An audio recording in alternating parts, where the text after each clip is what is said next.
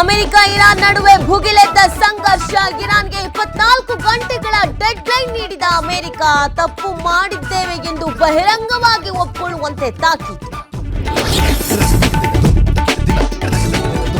Supreme court ಅಂಗಳಕ್ಕೆ ಅಯೋಧ್ಯೆ ದೇಣಿಗೆ ಹಗರಣ. ಸಿಬಿಐ ತನಿಖೆಗೆ ಕೋರಿ 3 ರಿಟ್ ಅರ್ಜಿಗಳ ಸಲ್ಲಿಕೆ. ಜುಲೈ 13ಕ್ಕೆ ಸುಪ್ರೀಂ ಕೋರ್ಟ್ನಲ್ಲಿ ವಿಚಾರಣೆ.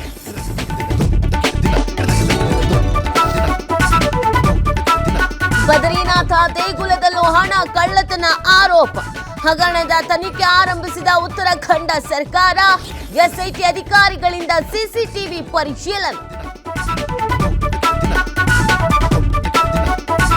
ಮಹಾರಾಷ್ಟ್ರದಲ್ಲಿ ಕಡಿಮೆಯಾದ ಮುಂಗಾರು ಅಬ್ಬರ. ರಾಜ್ಯದ ನದಿಗಳಿಗೆ ನೀರಿನ ಹರಿವು ಇಳಿಕೆ. ಹಿಪ್ಪರಗಿ ಬ್ಯಾರೇಜ್ಗೆ ಒಳಹರಿವು 90,000 ಕ್ಯೂಸೆಕ್ಗೆ ಕುಸಿತ.